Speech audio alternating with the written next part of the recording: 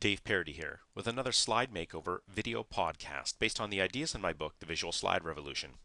Today we're going to talk about org charts, organizational charts, and it's inspired by a slide that was sent to me recently for a workshop. Here's that slide.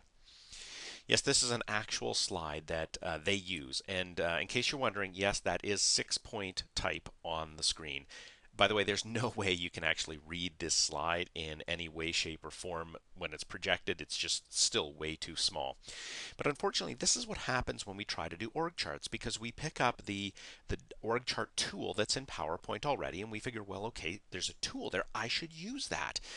And we start typing in and it starts arranging stuff for us and it starts shrinking the text down to fit everything in. And you can see what results. An unreadable, totally unusable type of a slide. It's impossible to describe this and think that your audience will ever understand what's going on. So let me show you what I did to revise this slide, and it'll provide some lessons for us today. So I started here.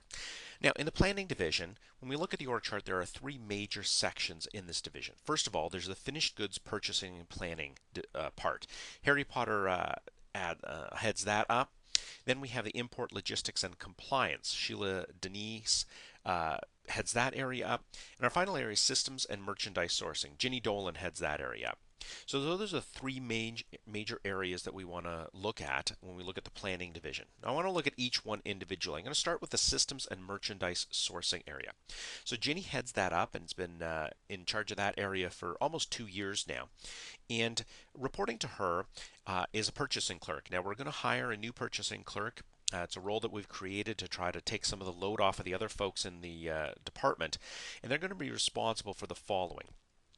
Any documents that come in to us, so things that are from our suppliers or vendors, creating the purchase orders, updating our system, and assisting other people in purchasing the merchandise. So that's a new hire. We're hoping to bring them on in the next 60 days. Currently, we have Lauren Wang. She's our systems admin. And she coordinates a lot of stuff, sets up a lot of the system stuff, the masters, setting up new vendors when the facilities need to purchase anything, and assisting others. And Jane Dion is also in this area, and she's the merchandise coordinator.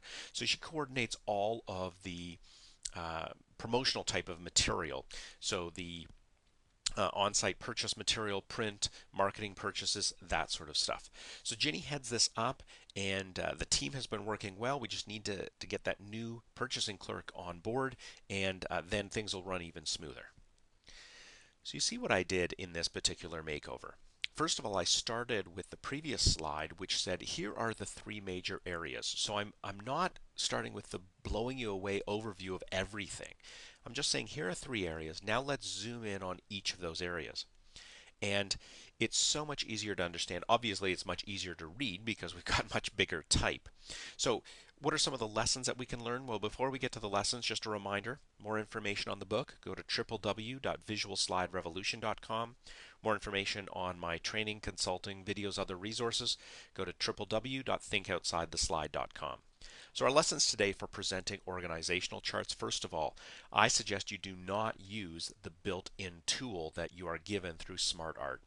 While it gives promise that it will automate everything for you, I have found it's very limited and very restrictive. And so I find it's better to use simply boxes and lines. As I did here, I simply used rounded rectangles and straight lines. Now, to make sure that it's easy to create these and you're not reformatting everything, what I suggest is you create one of those boxes, format it the way that you want, and then simply copy and paste it. You can resize it if you need to, but that way you're not reformatting every single box on the slide. Always break it down into levels. So start with that top level and then break it down from there, because otherwise the audience simply is overwhelmed, and when they are overwhelmed, they shut off. They turn off their mind and figure this is too complex for me to understand.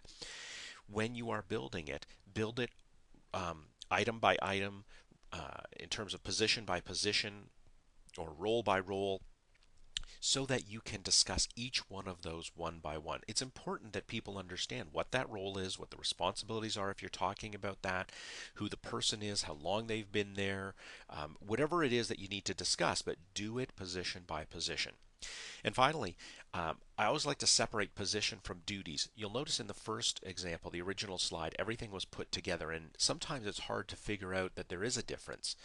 Instead, in the revised slides, what I did is I separated the position, which was in the rounded rectangle, from the duties that were listed separately. This allows you to separate those because, again, duties can change from position to position depending on what we need to do.